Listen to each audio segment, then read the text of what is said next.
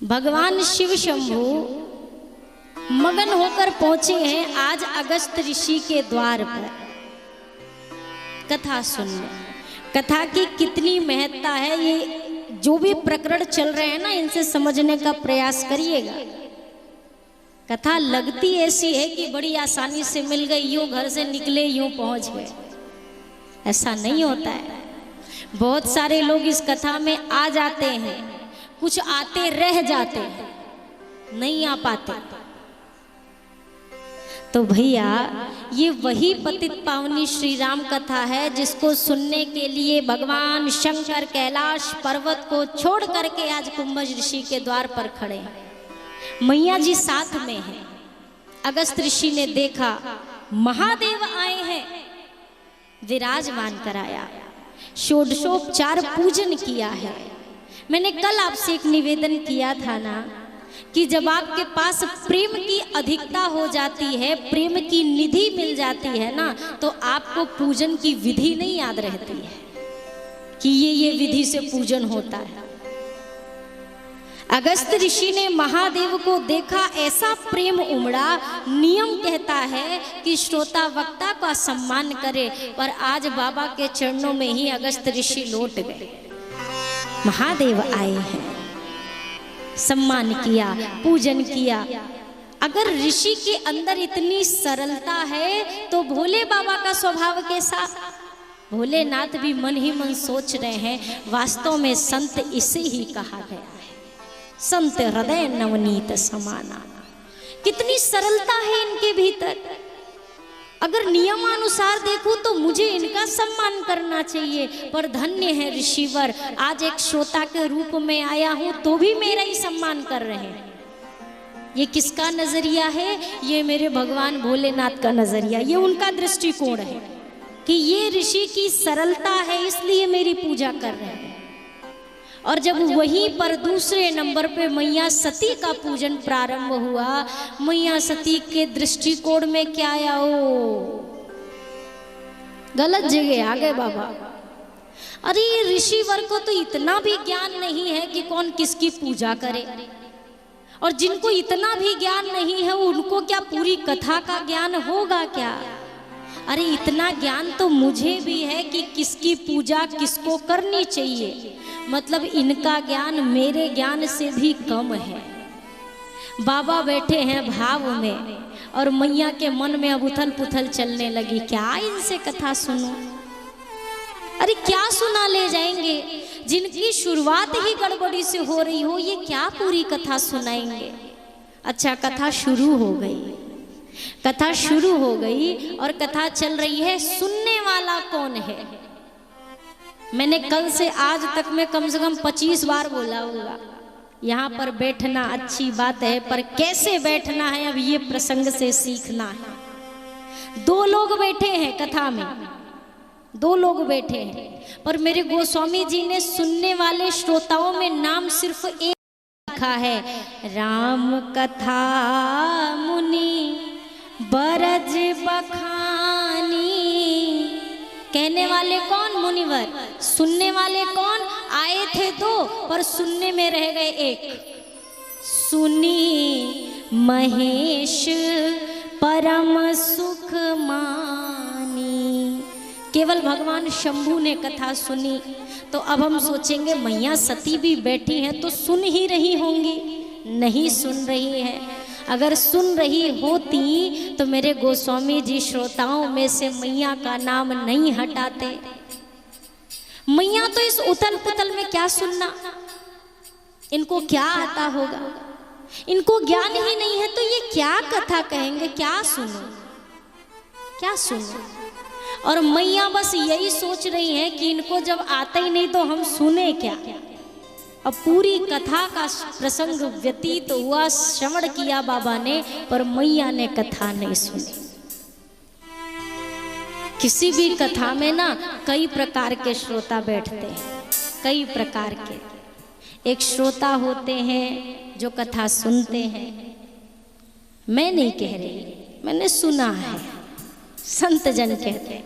एक श्रोता होते हैं जो कथा सुनते हैं, एक श्रोता होते हैं जो सुनते का मैं काटते जाता है। ये अगर ऐसा हुआ तो यहाँ ऐसा नहीं होना चाहिए था, ये गलत लिख दिया। मतलब ऐसे भी होते हैं जो गोस्वामी जी को भी गलत ठहरा देते, हम कौन से खेत की मूली। और एक होते हैं सोता, जिनको दुनिया से भी मतलब नहीं और भगवानों से कोई मतलब नहीं, एक कोना पकड़ेंगे और सो जाएंगे। देखिए एक बात कहूं, अगर सोए भी तो अगर कथा के आश्रय में आकर सोएंगे ना तो कथा में वो सामर्थ्य है जो आपको नींद से जगा देगी। बोलिए सियावर रामचंद्र की। बताओ नींद खुलेगी कि ना खुलेगी? अब कोई कुंभकर्ण थोड़ी ना यहाँ सोएगा कि नींद ही ना खुलेगी, ढोल नगाड़े बजाते रहो। यहाँ पर अगर नींद आ भी जाए तो कथा का वह पुरुषार्थ है, कथा की वह महिमा है कि वो निद्रा से जगा देती है, सोते हुए की आंखें खोल देती है। चाहे वो तन की आंखें हो चाहे वो मन की आंखें हो। पर घर में अगर सोया जाए तो घर वाले 2 रजाई और डाल देते हैं, बिकट ठंडी है सोए रहने। क्या करेगा उठ के इतने हवा बयार में, ना खेती का काम ना पानी का काम, सोने दो। वो और सुला देते। दुनिया सुलाने का काम करती है, कथा जगाने का काम करती है। पर बैठना है तो बैठे कैसे? आप कथा में बैठो, आपका सौभाग्य है। पर कथा आप में बैठे, ये आपका परम सौभाग्य है। कथा में क्या चल रहा है? मैं कहती हूँ 3 घंटे की कथा ना भी याद रहे, कुछ एक तो बात एक दिन लेके जाओ। एक दिन में भी अगर एक बात लेके जाएंगे तो 9 दिन में 9 बात आपके जीवन में रहेगी। पर कुछ तो लेके जाए। यहाँ पर आकर बैठ जाना, समय दे देना, ये ठाकुर जी की कृपा है कि आप आ रहे हैं। पर ठाकुर जी की परम कृपा हो जाए अगर आप प्रयास ये करो कि ये कथा भी मेरे भीतर बैठे, ये भी बैठे। मैया ने कथा नहीं सुनी, भगवान शिव ने अगस्त ऋषि को भक्ति का वरदान दिया। भगत कभी मांगता नहीं है। भगवान भोलेनाथ से भी अगस्त ऋषि ने ये नहीं कहा कि मुझे भक्ति का वरदान दीजिए। ऋषि पूछी हरि भगति सुहाई, ये नहीं लिखा है ऋषि मांगी हरि भगति सुहाई। मांगा नहीं, पूछा।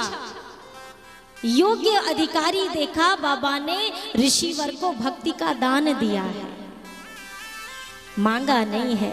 और भक्त, मैंने आपसे शुरुआत से ही कहा कि भक्त तो भगवान से भी नहीं मांगते, वो भगवान से भी नहीं मांगते हैं, क्योंकि जानते हैं कि अगर मांग लेंगे तो फिर इनको हमारी टेंशन नहीं होगी, इनको मेरी परवाह नहीं होगी।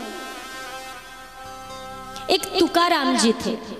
अनुकूल और प्रतिकूल परिस्थितियों की बात अभी नजरिए की चल रही है कि अगर बाबा का पूजन हुआ तो उसको किस नजरिए से भोलेनाथ ने देखा, और जब मैया का पूजन हुआ तो किस नजरिए से देखा। भक्त ना गलत परिस्थितियों में से भी सही को चुन लेते हैं, और जो दुनिया के लोग होते हैं वो सही परिस्थिति में भी गलत को पहले चुनते हैं। अगर आप आए, आप बैठे, आपको बैठने के लिए सही जगह मिल भी गई, तो अगर कोई भगत है तो वो ऊंचे खाले में भी आनंद से बैठेगा, क्योंकि उसका दिमाग केवल कथा में होगा। और जो केवल नाम के लिए यहाँ पर आके बैठेंगे, उनको गद्दी भी मिल जाए फिर भी कहेंगे आगे वाली तो नहीं मिली, गए तो थे पहले पर आगे की नहीं मिली। उनको अच्छे में भी गलत चीजें ढूंढने की आदत पड़ जाती है। 2 भगत हुए, एकनाथ जी और तुकाराम जी। दोनों के जीवन में कैसी समता और विषमता थी। एकनाथ जी की पत्नी एकदम अनुकूल, जैसे भगत एकनाथ जी वैसे ही भक्ता उनकी पत्नी। एकनाथ जी रोज ठाकुर जी से मंदिर में पहुंचे ना, एकनाथ जी ठाकुर जी को धन्यवाद दे रहे थे, प्रभु आपकी बड़ी कृपा जो आपने मुझे ऐसी धर्म पत्नी दी, खुद भी धर्म करती है और मुझसे भी धर्म का कार्य कराती है, बहुत अनुकूल मिली है। बगल में ही खड़े थे तुकाराम जी भी कह रहे हैं उनकी पत्नी एकदम प्रतिकूल। अगर तुकाराम जी कह दे ये आम का पेड़ है तो वो सीधा कहेंगे ये इमली का पेड़ है, इतनी प्रतिकूल। तुकाराम जी भी मंदिर में खड़े, वो भी ठाकुर जी से कह रहे ठाकुर जी आपकी बड़ी कृपा जो आपने ऐसी पत्नी दी है।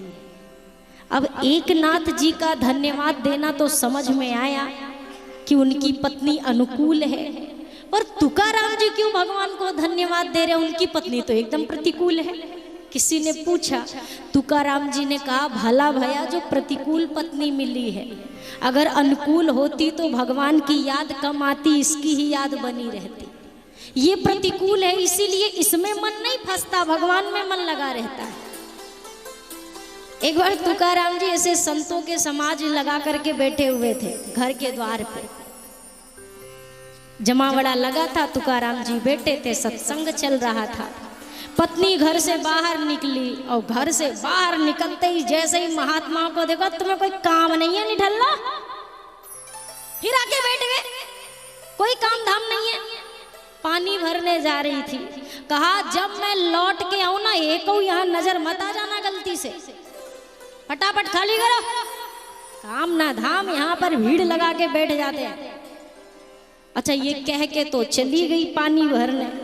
अब पानी भर के आई तो देखा ज्यों के त्यों सब बैठे, कहे कि महात्मा वही जाको ना मान से फर्क पड़े ना अपमान से फर्क पड़े, सब फिर सत्संग में बैठे। पत्नी को बड़ा क्रोध आया, पानी से भरा जो मटका था उठाया और तुकाराम जी के सर पे पटक।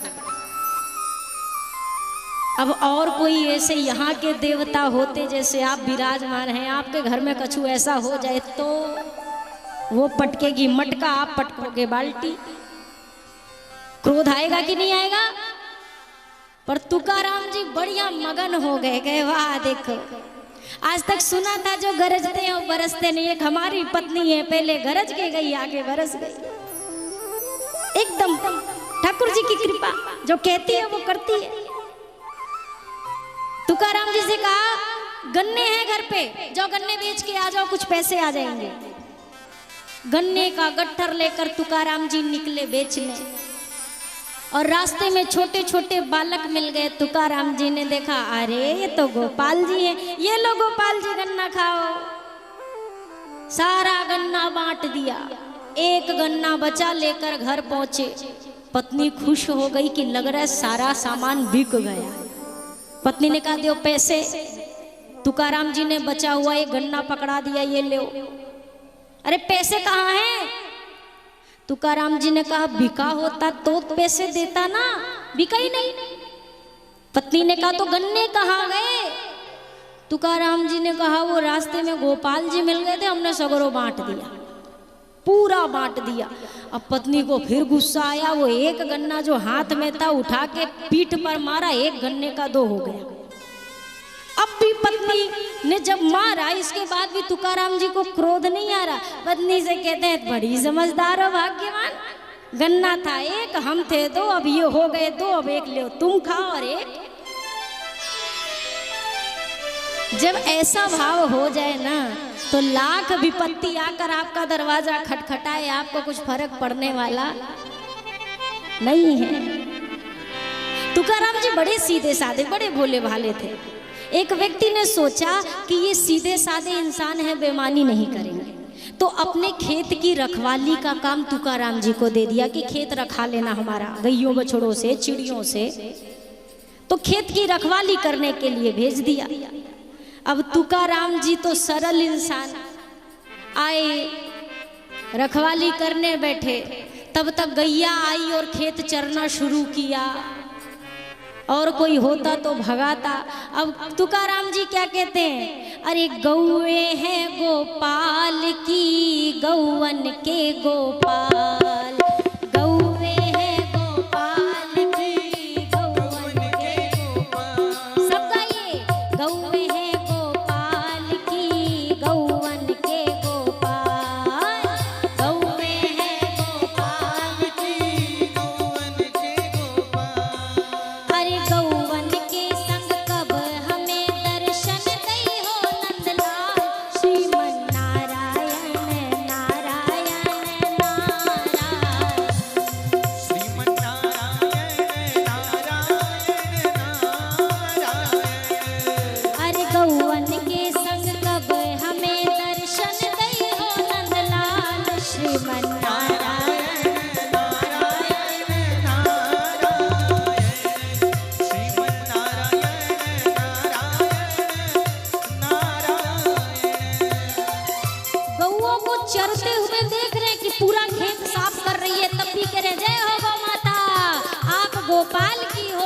गोपाल जी आपके हैं, आज गौ माता आई है, कल गोपाल जी भी आ जाएंगे। जय हो जय हो।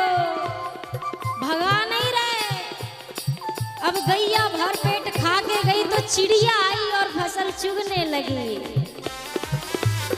जैसे चिड़िया दाना चुगने लगी तो तुकाराम जी कहते हैं कि ये जितना भी खेत है ठाकुर जी का ही तो है, सब ठाकुर जी का ही तो है, खाओ भर पेट खाओ, कोई टेंशन नहीं है। और गाए जा रहे हैं ओ श्रीमन नारायण नारायण नारायण, श्रीमन नारायण नारायण नारायण।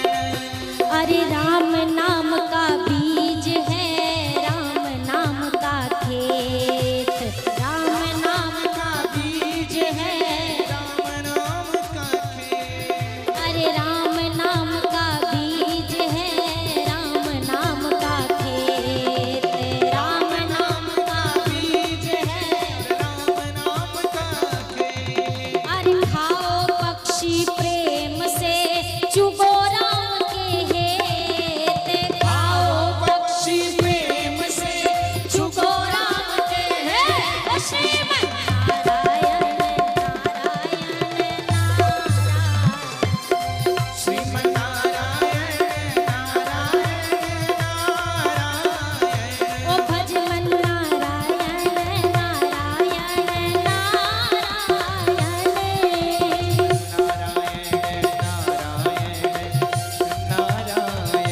ओ जय श्री नारायण नारायण नारायण, जय श्री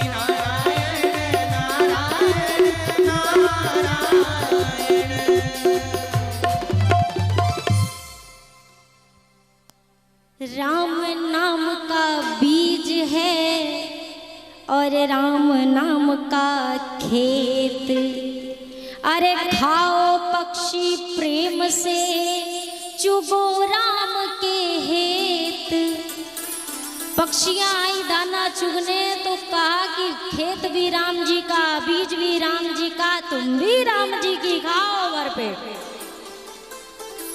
फसल काटने का समय आया, जब मालिक आकर देख रहा है फसल पूरा साफ, केवल सूखी गांठें खड़ी हुई हैं, झाड़ियां। अब गुस्सा पड़ा। खेत में वैसे तो केवल 3 मन ही अनाज होते थे। अब उसने कहा बताओ 25-25 कुंटल से ऊपर अनाज निकलता था, तुमने पूरा अनाज खराब करा दिया हमारा। 25 मन अनाज होता था हमारा। तुकाराम जी ने कहा हम कहाँ से भरेंगे 25 मन का दाम, और हमें भरना भी क्यों है? अरे आप खेत तो कटवाओ। मालिक ने कहा ये हमें बचा का है जो कटवाए, झाड़ी पाटी कटवाए, क्या कटवाए? अरे कटवाओ तो भैया।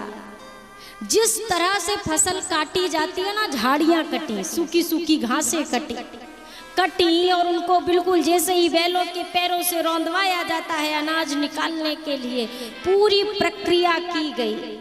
और जब समय आया फसल तोलने का, जब तोला गया तो पूरे 25 मन अनाज निकल करके सामने आया।